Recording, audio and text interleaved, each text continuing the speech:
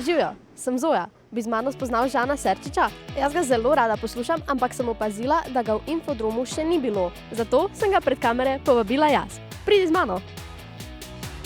Zdravo. Hola. Zoja. Imel boš koncert ob svoji 15-letnici glasbene kariere.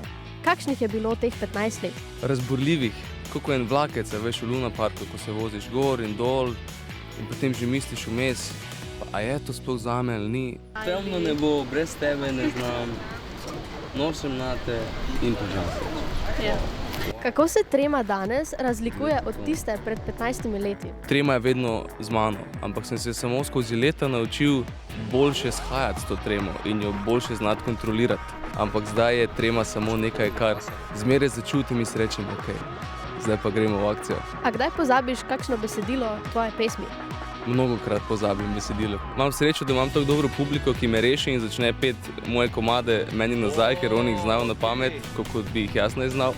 Se pravi, mi smo se že slikala in imamo že zgodovino. Kam gredo stvari, ki ti jih oboževalke vržemo na oder? To pa gre v en tak poseben zaklad, ki je pod ključem. In Te ljudje na ulici prepoznajo.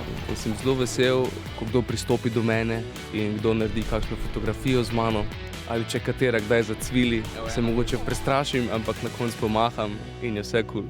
Kako pa preživlja svoj prosti čas? Se oddaljimo od glasbe, če se le da, zato imam tudi šport na drugi strani, ki je ena protiutež tega. Si za igro hitrih vprašanj? Seveda, dajva. Najljubša pesem? Sam da ni od Žana Serčiča. Najljubša žival? Kuža. Najljubša hrana? Pica. Najljubši glasbeni izvajalec oziroma izvajalka? Bruno Mars. Potovanje v preteklost ali prihodnost? Nikamor, v sedanjost. Samo tukaj si želim biti. Ker je toliko fajn na tem intervjuju. Zelo sem vesela, da sem bila lahko otroška poročevalka in ob tem spoznala Žana Serčiča. Sedaj pa se že pripravljam na njegov naslednji koncert. Adijo!